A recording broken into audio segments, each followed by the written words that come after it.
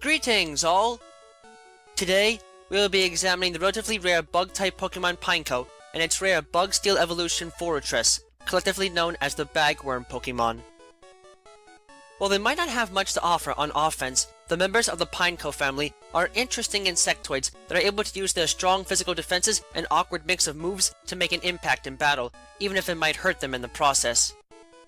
The bodies of Pineco are almost completely hidden from view for the most part, the only part of them readily visible being their large red and black eyes. The rest of their form is covered in a series of bark pieces that are glued together on their body to form the shape of a pine cone, which they use as a disguise to hide their forms from view. Their evolved form, Forretress, on the other hand, are easy to spot thanks to their steel-gray outer shell with an inner layer of red flesh that hides their interior form completely, the only thing normally visible being their black eyes. In addition, their shell contains a series of ports where 4 hardened, cannon-like structures can be retracted and extended freely, which they use to fire off projectile attacks and techniques with great force. The members of the Pineco family are unique alongside the members of the Burmy family in that they belong to a group of insects known as bagworms, which are noted for building cocoon-like structures as part of their natural lifestyle. These creatures are no different, but they do differ substantially in the way in which their shells are built over time. For one thing, while bagworms normally only make their namesake bag structures for when they enter into the pupa stage of their life cycle, Pineco make their casings the moment they are born and live that way for the rest of their life, even after evolving and passing into adulthood, never taking on the moth form they would normally evolve into under normal circumstances. This is believed to be due to a radical series of genetic mutations that have happened to the family over much of their evolutionary history, but it doesn't seem to do much harm to them, as they are able to use their shells as powerful defensive weapons against the assaults of others. Pineco are able to make their shells using a sticky silk that hardens when it is exposed to the air for long periods of time, allowing them to wrap their long, thin bodies in it and stick material to it to form a casing around them, their huge eyes being the only part of their form that is completely exposed. This same silk is used to stick themselves onto branches where they then hang and patiently wait for smaller insects to come near them so they can eat them, though their evolved form are so heavy that they have to glue themselves to the trunks of trees in order to find any ready support for their heavier frames. Because of the limited movement they can express in this form, these creatures do not have much in the way of direct offense to bear, and are so fragile physically that the attacks they do get access to have a habit of hurting them just as much as they hurt others, with them specializing in moves like takedown, rapid spin, and double edge, also gaining early access to the self-destruct and explosion attacks. In fact, Pineco gain access to the former attack earlier than any other species of Pokemon, making them a serious threat at a young age, even if their physical offenses are not that strong. Perhaps not surprisingly then, as a consequence of their incredibly durable forms, these creatures naturally possess the sturdy ability as their only base ability, while those that have thicker than normal shells can even be protected against the effects of harsh weather, allowing them to have access to the overcoat ability as a hidden ability.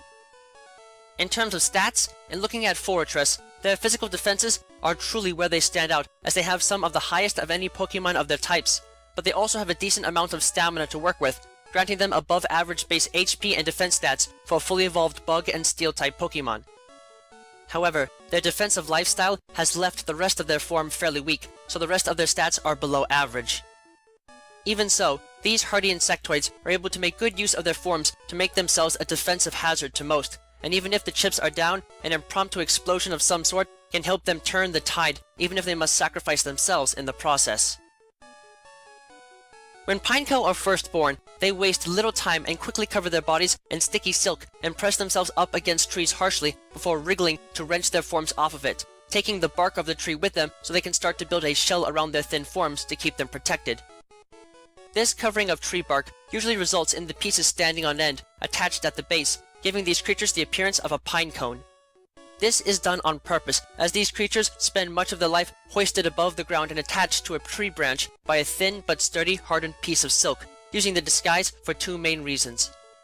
On the one hand, this makes it almost impossible to tell the difference between them and normal pine cones, minus their size, which can become a problem with them as they get older, as they are constantly attaching more pieces of bark to their form, resulting in old Pineco becoming quite enormous in size. This helps them when hunting, as it allows them to quietly wait for small insects to pass by before opening their mouth and lashing out with a sticky tongue, swooping their prey, a favorite being cutie fly in places like the Alola region, into the body at incredible speeds. Secondly, this shell of bark helps to protect these creatures from direct attack against bird Pokemon, and can more often than not frighten them away in close quarters simply by opening their eyes and revealing what they truly are, literally scaring the feathers off of anything that dares to get too close to them.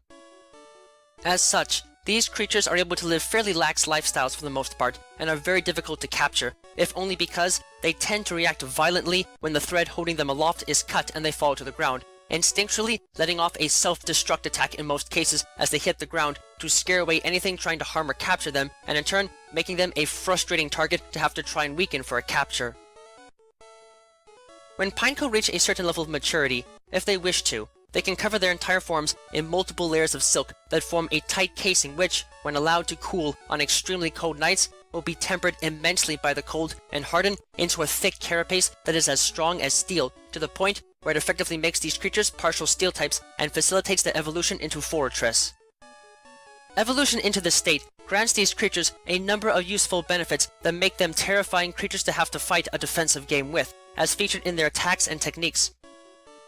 This also comes courtesy of the generation of a series of 4 cannon-like bodily extensions that are normally used to expel excess heat so the bagworm inside does not become overheated in the enclosed space of the shell, but are also used to spit out projectiles to attack others from a distance with, most of the time being comprised of pieces of the shell that are picked off and regenerated internally over time.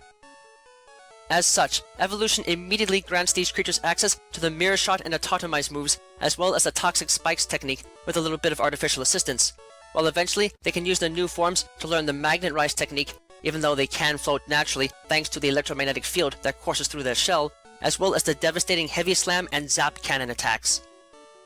Interestingly, while these new offenses and techniques can be highly beneficial to them, these monsters are still better used defensively and are more adapted to it, as they will usually spend most of their life glued to the side of a tree trunk using their sticky silk.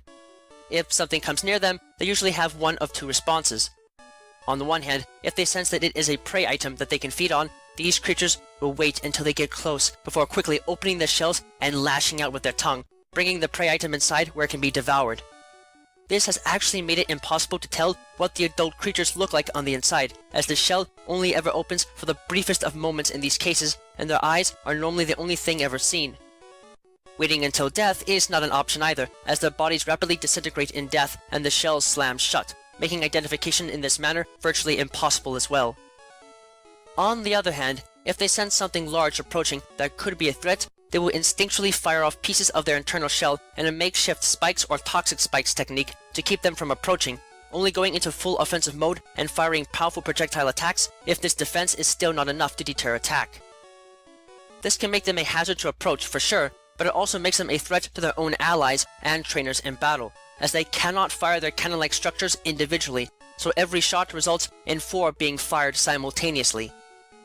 This can definitely make them an issue to have to deal with personally, but it in turn further serves to show them to be a threat in any battle, especially if they can make good use of their defensive techniques to make it painful for the opposition to try and switch out into an ongoing fight.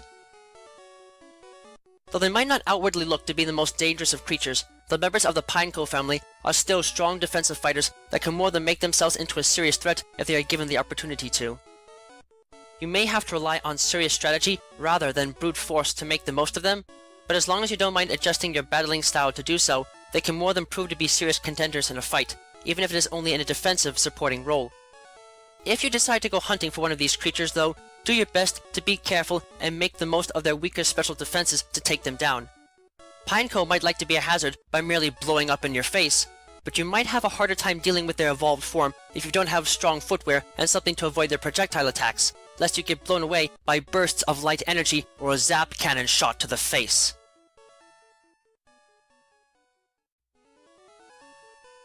Thank you all for watching this video. It is always an honor to be able to speak with you all on the subject of Pokemon in a way that brings me great joy and happiness in my work. If you would like to keep tabs on past and future work, click that subscribe button, check out my work on DeviantArt, and don't be shy about following me on Twitter, where you can find pertinent announcements on upcoming work before it is officially posted. Links to both can be found in the video description. If you would like to support my work and help Miguel and I continue to produce more content for you and improve upon our presentation, please visit us at my Patreon page, which you can also find a link to in the video description. With that, I thank you for watching and I wish you well.